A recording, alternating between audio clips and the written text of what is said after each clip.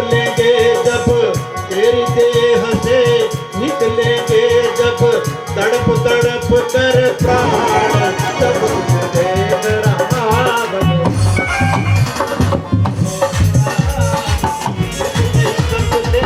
आप तुम्हारे मैं सब कुछ रहा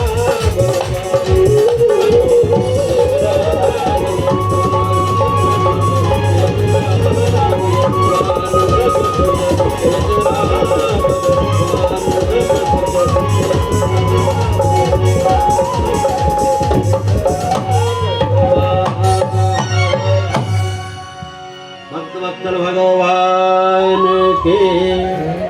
तो बंधुओं, ऐसी कोई जगह नहीं है जहां हम कोई भी शुभ अशुभ कर्म करेंगे और उसको कोई देखने वाला नहीं होगा। सब जगह भगवान के पार्षद हैं, वो हमारे भले और बुरे कर्मों का निरीक्षण करते हैं।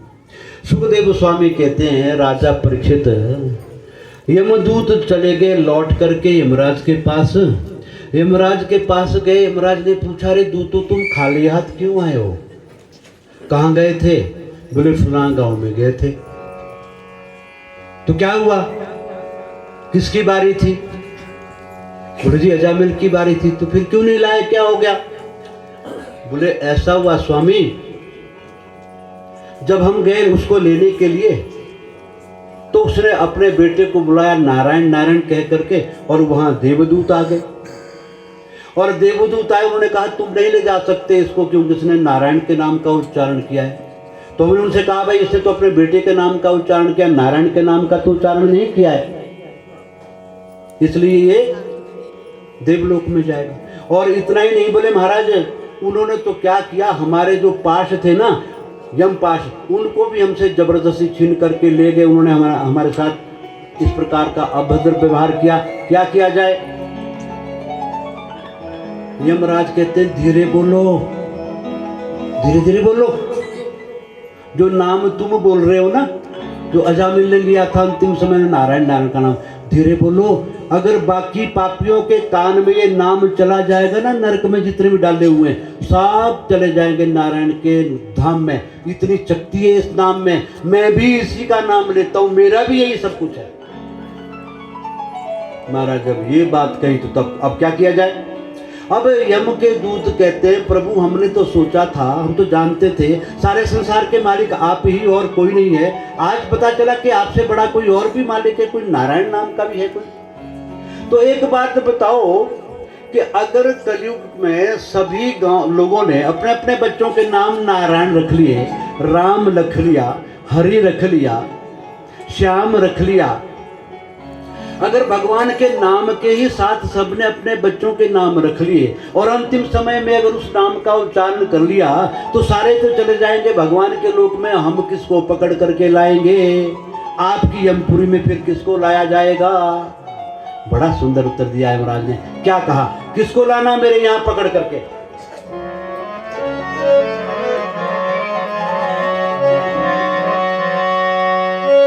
के जीवा न भक्ति भगवत गुण नाम धेय,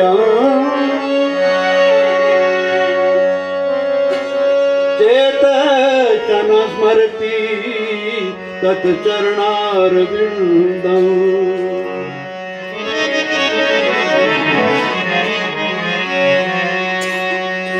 कृष्णाय नो नमति यत् शिरेकदापे, दानान् यद्वमसतो कृतविष्णु कृत्या।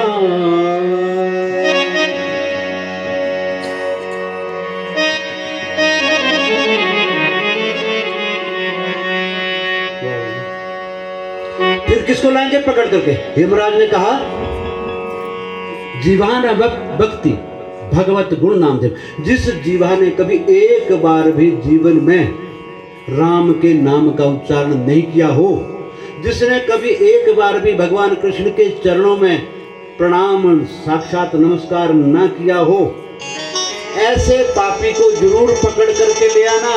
लेकिन जिसने नारायण का नाम, राम का नाम, श्याम का नाम, भगवती का नाम अंतिम समय में लिया हो, उसे कभी भी मेरी यमपुरी में नहीं लाना। तुमने बहुत बड़ी गलती की है। आज तुम्हारी गलती की वजह से मुझे अपने नारायण से तुम्हारी ओर से क्षमा याचना करनी पड़ेगी। तो बंधुओं, ये है नाम का प्रभाव। इसलिए अपने बच्चों के जो नाम रखो तो कैसे नाम रखना? बिट्टू, सिट्टू, किट्टू, पिट्टू ये कोई नाम नहीं होते भाई। ये निकनेम मत रखो।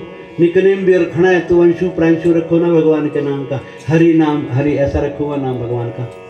तो हमारे पंडित जी जब आपकी जन्म कुंडली बनाते हैं तो उनसे पूछ लेना नक्षत्र चरण के अनुसार कौन सी राशि में किस नाम से इसका नाम रखा जाएगा। तो विष्णु सहस्त्र नाम ले लो, 1000 नाम है भगवान के। शिव सहस्त्र नाम ले लो, 1000 नाम भगवान के। किसी भी अक्षर का कोई भी नाम भगवान के नाम का रख लेना, ये मर्यादा सुरक्षित रहेगी। अंत में यमदूतों का दर्शन नहीं होगा। अजामिल का जीवन बंधुओं सुधर गया, अजामिल का कल्याण हो गया। और नाम के प्रभाव से तो महाराज यहाँ शिक्षा मिलती है कि पापी से पापी व्यक्ति भी अगर तर जाता है भगवान का नाम लेने से, तो जो आप जैसे भक्त हैं जो भगवान के चरणों में यत्र तत्र सर्वत्र सत्संग करते हैं, सत्कर्म करते हैं, आपका तो जीवन सुधरा हुआ है। नाम का आपके पास खजाना है। तो भक्तवत्सल भगवान की। राजा परीक्षित ने पूछ लिया सुखदेव स्वामी से, बोले एक बात और है गुरुजी, अब 6वां स्कंद पूर्ण हो गया, 7वें स्कंद में हमने प्रवेश किया है। बोले एक बात लगती है मुझे, भगवान भी कुछ हेरा फेरी करते हैं। बोले कैसे? बोले जो तो होते हैं ये दैत्य लोग, इनसे तो भगवान द्वेष करते हैं, और जो होते हैं देवता लोग, इनके साथ भगवान प्रेम करते हैं, इनका उद्धार करते हैं। ऐसा भगवान क्यों करते हैं? सुखदेव स्वामी कहते राजन ये तुम्हारी सोच है, भगवान कभी पक्षपात नहीं करते।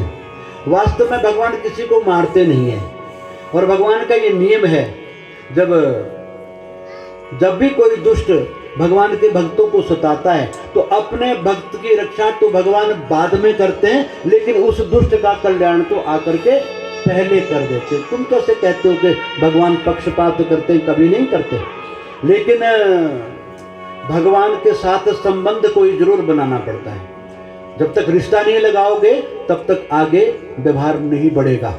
तो प्रेम का रिश्ता लगाओ भगवान के साथ, चाहे द्वेष का रिश्ता लगाओ, भगवान के नाम का भजन करो, चाहे भगवान को गाली भी दे दो। हम देते नहीं गाली? देते ना, सब देते हैं आप लोग गाली भगवान को।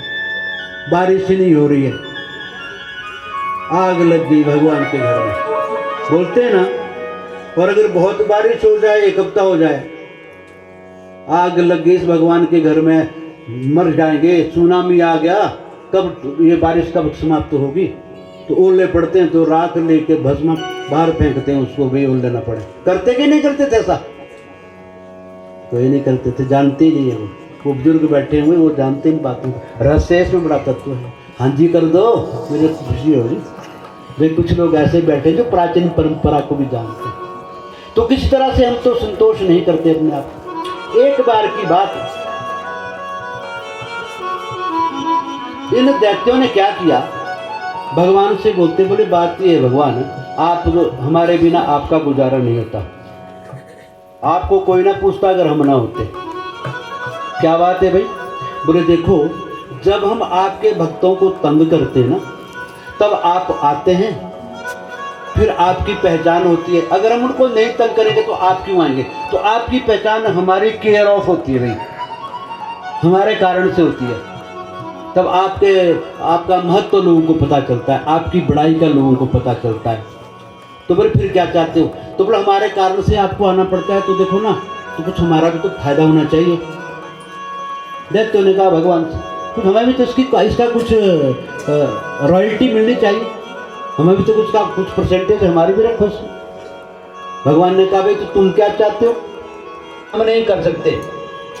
होए भजन नहीं तामस देहा, इस राक्षसी देह में भजन करना हमारे बस की बात नहीं है। तो बोले फिर क्या कर सकते हो तुम दैत्यो? दैत्यो ने कहा बोले हम झगड़ा कर सकते हैं आपसे, आपके नाम की गाली दे सकते हैं हम आपको, भजन तो हमारे बस की बात नहीं। भगवान ने कहा कोई बात नहीं, चिंता मत करो। अगर अपना कल्याण चाहता है कोई भी प्राणी संसार